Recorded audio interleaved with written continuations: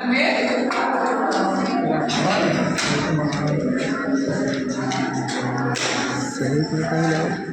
में राष्ट्रवाद, हम लोगों ने इसके दो चरणों के बारे में बात की। ठीक, हमने क्या क्या बात की? हमने मार्लेमेंट ऑफ सुधार पढ़ा था। ठीक, भारत और कांग्रेस की स्थापना पढ़ी थी, कांग्रेस का विभाजन पढ़ा था। ठीक है, उसके बाद कांग्रेस का एकीकरण हमने पढ़ा 1919 में। सभी को क्या कहते हैं, जलियांवाला बाग हत्याकांड पढ़ा। फिर असहयोग आंदोलन, स्वराज पार्टी की स्थापना और साइमन कमीशन, हम लोगों ने इतना पढ़ा था। जब साइमन कमीशन भारत आता है, बना था 1927 में। साइमन कमीशन कब बनता है? 1927।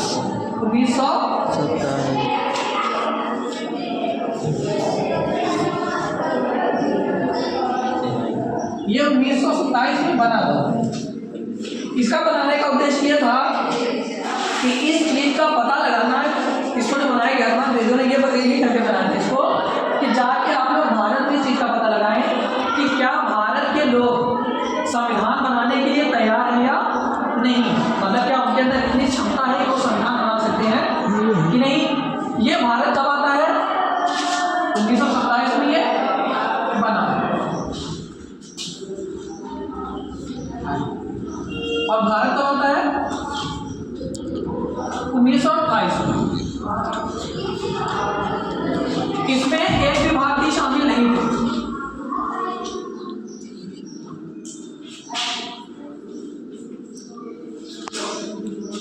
एक भी भारतीय सदस्य नहीं था।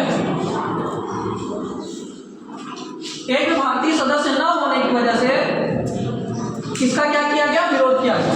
मतलब भारत के लोगों ने इसका बहिष्कार है, इसका विरोध किया, बहिष्कार किया, जिसमें लाला लाजपत राय को लाठी लग जाती है और उनकी क्या हो जाती है? मृत्यु हो जाती है।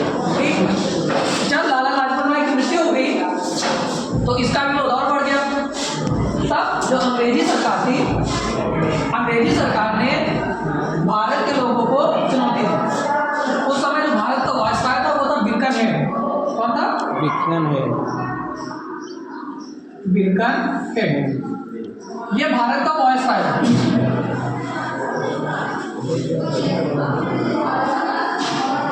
इसने क्या किया? इसने भारत के नेताओं को चुनौती दी कि एक ऐसा संविधान बनाओ तुम लोग, कि आप लोग कह रहे हैं कि भारत के लोग अपना संविधान खुद बनाएंगे, तो एक ऐसा संविधान बनाओ जिसको सभी धर्म के लोग, सभी पार्टी के लोग और पूरे भारत के लोग एक साथ उसको स्वीकार करें।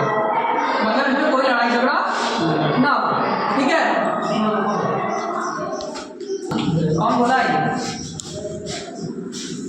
वहाँ बैठा बिरका ने क्या बताया यहाँ का वायसराय? उसने क्या किया कि एक ऐसा संविधान बनाओ जिसको भारत के सभी लोग एक साथ मान लें बगैर किसी विरोध के। कोई भी इसमें विरोध ना हो, सभी धर्म के लोग, सभी संप्रदाय के लोग, सभी जाति के लोग बगैर किसी विरोध के इसको स्वीकार कर लें। क्योंकि अंग्रेजों को पता था कि ऐसा संभव नहीं है। खैर, कांग्रेस ने इस जो चुनौती थी, इस चुनौती को एक्सेप्ट किया, मान लिया। और 1928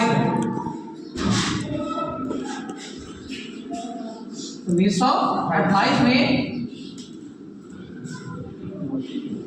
मोतीलाल नेहरू की अध्यक्षता में,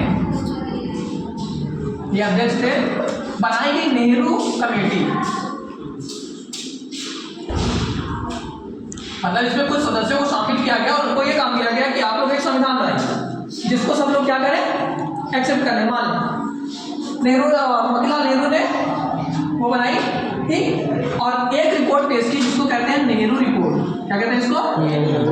नेहरू रिपोर्ट। ये एक तरह का संविधान था। लेकिन इतना याद रखना, ये जो 1929 आएगा, 1929 से पहले ही समय तक भारत के लोग आज़ादी नहीं मांग रहे थे, वो स्वराज मांग रहे थे। क्या मांग रहे थे? स्वराज। स्वराज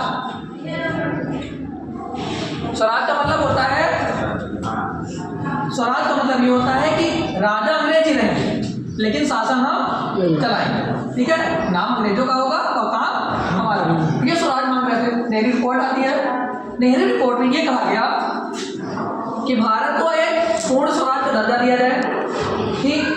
सभी धर्म के लोगों को बराबर का अधिकार दिया जाए, जिसको लेकर किसी धर्म के अधिकार को लेकर बराबर के अधिकार।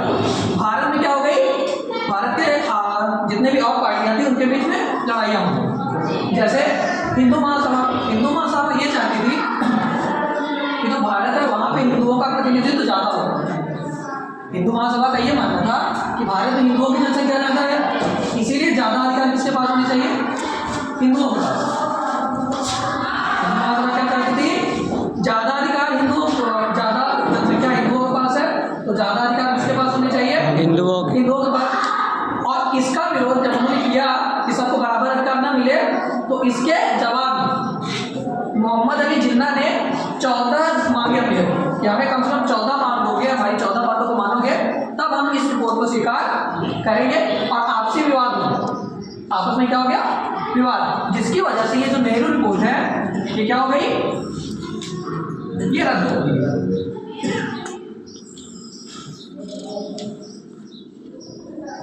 ठीक, फिर अगले साल 1929 कांग्रेस का अधिवेशन होता है लाहौर में।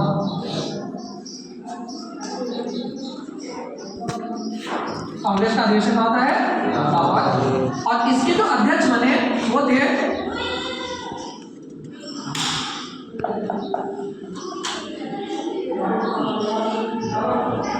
जवाहरलाल नेहरू।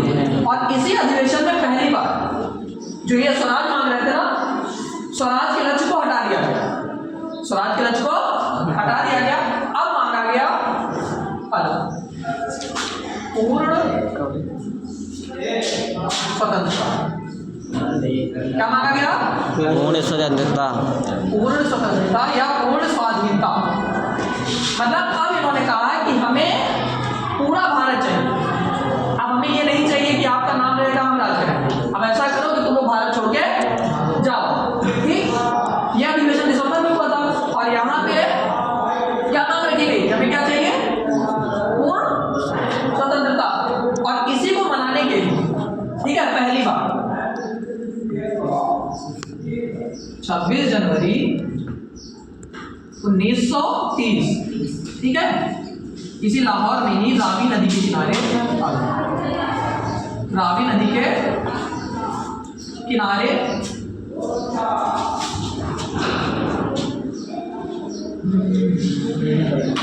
पहली बार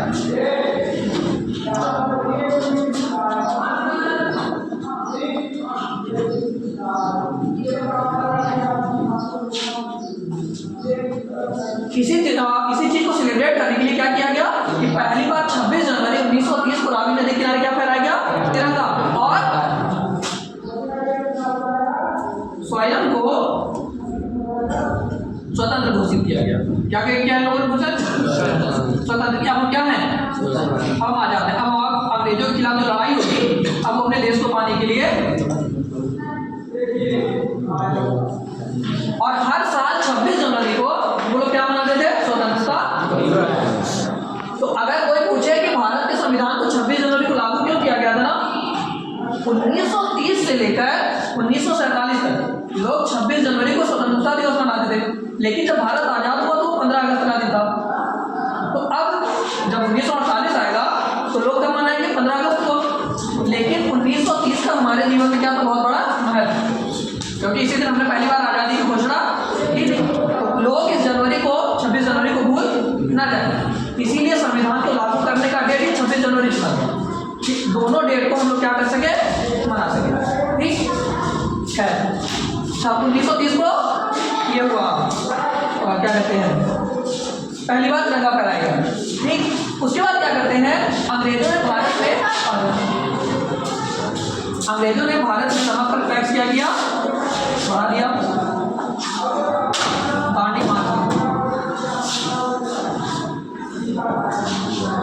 दांडी मार्च ये चलता है 12 मार्च से 6 अप्रैल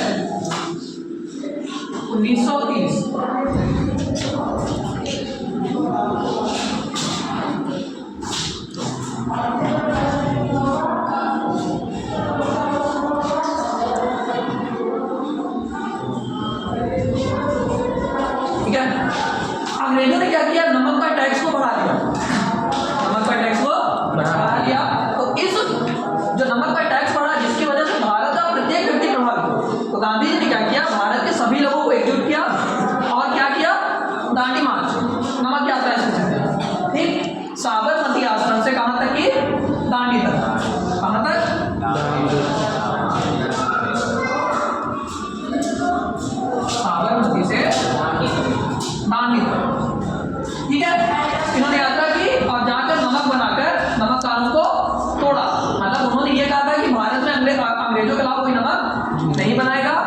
तो इन्होंने ये जाते हैं दांडी में समुद्र के किनारे नमक बनाते हैं और क्या करते हैं, कानून को तोड़ देते हैं। और तोड़ने के बाद कौन सा आंदोलन शुरू करते हैं, सविनय अवज्ञा आंदोलन, ये शुरू करते हैं। ये चलता है 1930 तक, ये किसी भी हालत में 1932 तक ही चलता। ठीक है, इस आंदोलन में क्या किया गया, लोगों ने वही पुराना अंग्रेजों के खिलाफ धरने दिए, प्रदर्शन किए, नारे लगाए, उनकी फैक्ट्रियों में काम करना बंद कर दिया, उनके घरों में काम करना बंद कर दिया। मतलब पूरी तरीके से अंग्रेजों का सहयोग करना लोगों ने क्या किया, बंद कर दिया, जिसकी वजह से अंग्रेजों का क्या होने लगा, अंग्रेजों के अंदर परेशानी आने लगी, अंग्रेज परेशान होने लगे। ठीक, फिर क्या होता है, अंग्रेज गांधी जी और वो जो कांग्रेस था उनको एक करने के लिए, मतलब उनसे समझौता करने के लिए अंग्रेजों ने बुलाया गोलमेज सम्मेलन। क्या बुलाया, गोलमेज सम्मेलन। 3 होते हैं, कितने होते हैं, 3। 1930, 31 और एक होता है 1932 में। कितना होते हैं, 1930-31 का मतलब है दिसंबर में शुरू हुआ था 1930 के, और खत्म कब हुआ था, जनवरी में 1932, मतलब 2 साल के बीच में था। ठीक, तो जब पहला वाला होता है गोलमेज सम्मेलन, वो कहाँ होता है, लंदन में। कहाँ पर, लंदन में। वहाँ हुआ, यहाँ पे ना कांग्रेस ने ना गांधी जी ने, इस गोलमेज सम्मेलन में कांग्रेस और गांधी जी ने भाग नहीं लिया। जब कोई नहीं जाते तो ये सम्मेलन हो गया, बेकार हो गया, क्योंकि उस समय कांग्रेस को माना जाता था कि वो पूरे भारत का क्या करती है, प्रतिनिधित्व करती है, मतलब पूरे भारत की देख रेख जो कर रही है वो कौन कर रहा है, कांग्रेस। तो जब कांग्रेस नहीं गई तो सम्मेलन रद्द हो गया, कोई मतलब नहीं निकला। तो जो वहाँ का वो था प्रधानमंत्री, उसने भारत में जो वॉइस राय था इस समय वॉइस राय था इरविन, जो तुम लोग पहले वो नहीं पढ़ रहे थे, गवर्नर जनरल का नाम बदल के वॉइस राय कर दिया गया था 1956 में, वो 1857 में क्रांति जब हुई थी। 1857 की क्रांति के बाद जो भारत का गवर्नर जनरल होता था, अंग्रेजों का हेड, उसका नाम बदल के क्या कर दिया गया था, वॉइस राय। ठीक है, अब उसको गवर्नर जनरल नहीं करते, क्या करते उसको, वॉइस राय। तो उस समय वॉइस राय कौन था, इरविन को काम दिया गया कि वो गांधी जी से और कांग्रेस से क्या करे, समझौता करे। क्या करे, समझौता करे कि हाँ कैसे कांग्रेस को इस गोलमेज सम्मेलन में हम शामिल करेंगे। तो क्या होता है, इरविन और गांधी के बीच समझौता होता है।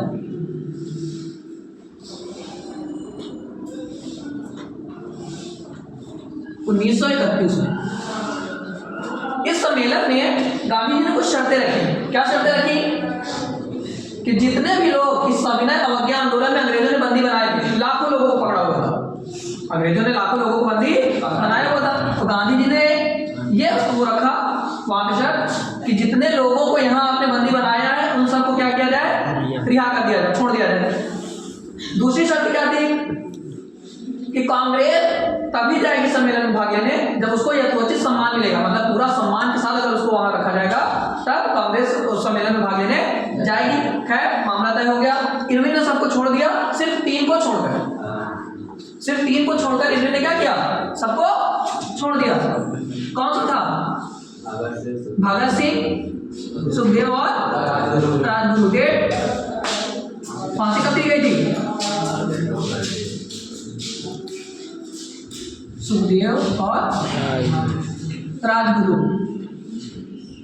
23 मार्च, यही है ना, 23 मार्च 1931 को क्या दी गई, इनको फांसी दे दी गई, जिसकी वजह से कांग्रेस का लोगों ने क्या किया, बहुत विरोध किया कि अगर गांधी जी लोग चाहते तो इनको बचा सकते थे, लेकिन रियल में ये हुआ था कि इरविन इनको छोड़ने को तैयार नहीं था, इरविन इनको छोड़ने को तैयार नहीं था। उसने एक ही शर्त रखी थी, या तो लाखों लोगों को छुड़ाओ या तो इन 3 के पीछे सब खराब करो। तो ये हुआ कि 3 का जीवनदान देना लाखों के लोगों के जीवनदान से ज्यादा होगा, बेहतर है। ठीक है, इसको ऊपर इरेज कर दें। ठीक है, बस हो गया।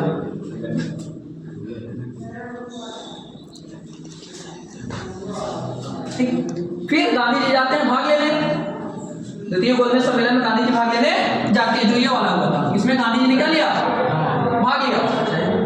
वो वहां जाते हैं तो वहां पे बात नहीं बन पाती, मतलब जो कांग्रेस थी और जो अंग्रेज थे जिसमें भी समझौता हो रहा था, समझौता नहीं हो पाया, समझौता नहीं हो पाया और गांधी जी वहां से वापस लौट आते हैं। वापस आकर फिर से क्या करते हैं, सविनय अवज्ञा आंदोलन फिर से शुरू कर देते हैं। जब सविनय अवज्ञा आंदोलन शुरू करते हैं तो अंग्रेजों ने उनको बंदी बना के कहाँ डाल दिया, जेल में डाल दिया। ठीक, 1932 में गांधी जी को क्या किया गया, जेल में डाल दिया।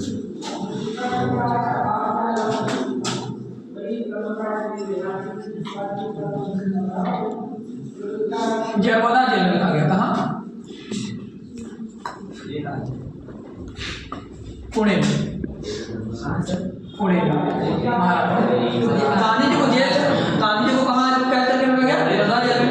उसके बाद क्या होता है, बिना कांग्रेस से सहमति लिए, बगैर किसी से बातचीत किए अंग्रेज क्या करते हैं, अपने कानून को लागू कर देते हैं। जिस कानून को कांग्रेस ने विरोध किया था उस कानून को क्या करते हैं, लागू करते हैं। इसको कहा जाता है कम्युनल अवार्ड। क्या कहते हैं, कम्युनल अवार्ड। ठीक, इसमें क्या किया गया, धर्म के आधार पे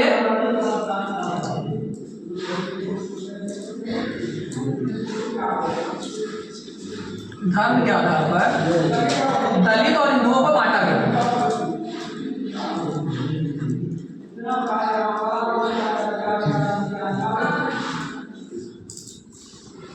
दलितों और हिंदुओं को क्या किया गया, बांट दिया गया।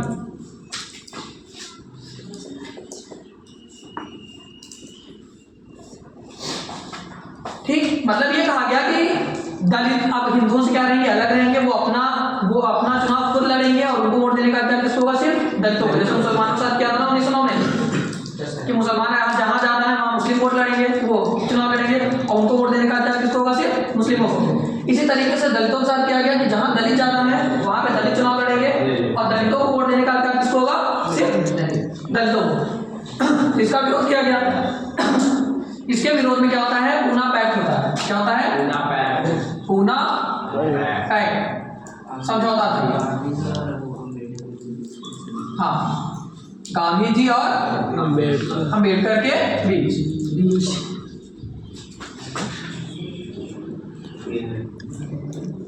कहाँ पे हुआ था, इसी जेल में, जरवदा जेल।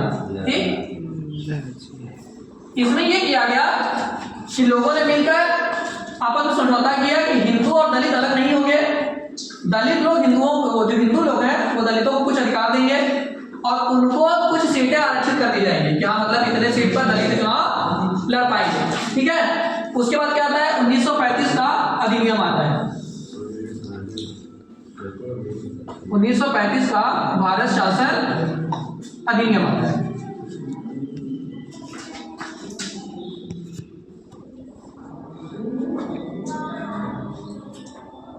इसमें कुछ बातें रखी गई। क्या क्या बातें की गई, एक अखंड भारत बनेगा। क्या बनेगा, अखंड, नहीं बता रहे। ठीक है, अखंड भारत का मतलब यह है कि भारत नाम का एक देश बनाया जाएगा। पहले भारत नाम का कोई देश नहीं था, कितना याद रखना, भारत नाम का कोई देश नहीं था। ये लोग क्या कर रहे थे ना कि सारे राजाओं को अलग किए हुए थे, सब राजा आपस में लड़ रहे थे कि हम अलग हैं, हम आजाद हैं, हम एक देश में नहीं है, सब अलग अलग। इन लोगों ने कहा एक अखंड भारत बनेगा कि जिसमें जो चाहे अपनी इच्छा से शामिल हो सकता है। उन लोगों को मिलाकर हम क्या बनाएंगे, एक भारत नाम का देश, अखंड राज्य बनाएंगे। ठीक है, दूसरी क्या बात की गई, इसी में चुनाव लड़ने की आजादी दी गई। भारतीयों को भी चुनाव लड़ने की आजादी दी गई।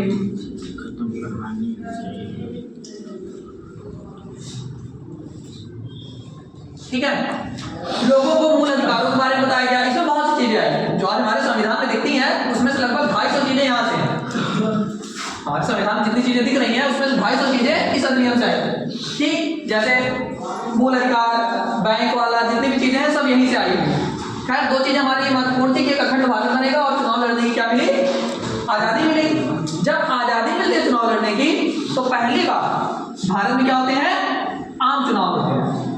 क्या होते हैं भारत में पहली बार? 1937 में कब होते हैं पहले चुनाव?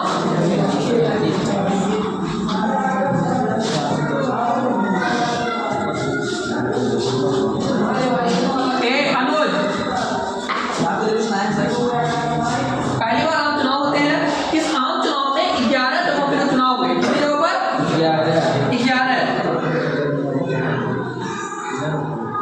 11 जगहों पर चुनाव होते हैं। 7 पर कांग्रेस जीतती है। 7 पर कौन जीतता है? ठीक, कांग्रेस चुनाव जीत जाती है और अपनी क्या बनाती है? सरकार। ठीक, ये लोग कुछ दिन तक अपना वो करते हैं, अंग्रेजों के साथ मिलकर शासन चलाते हैं। उसके बाद क्या होता है? 1939 शुरू हो जाता है द्वितीय विश्व युद्ध। इस द्वितीय विश्व युद्ध में अंग्रेजों ने क्या किया? भारत के लोगों से पूछा नहीं, मतलब कांग्रेस से पूछा नहीं, और भारत को भी लड़ाई में शामिल कर दिया, जिसकी वजह से कांग्रेस मंत्रिमंडल ने इस्तीफा दे दिया।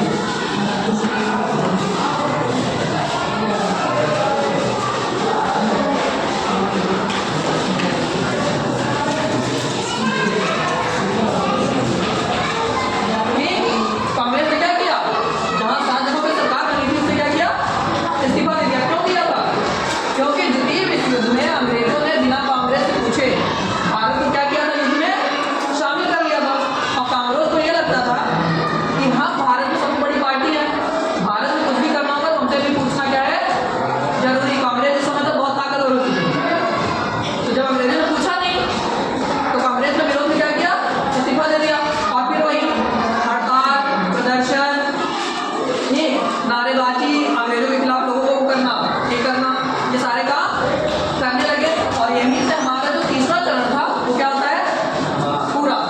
अब चौथा चरण चलेगा, वो आखिरी लड़ाई के लिए होगा कि लोगों को बहुत बड़े पैमाने पर इकट्ठा करना।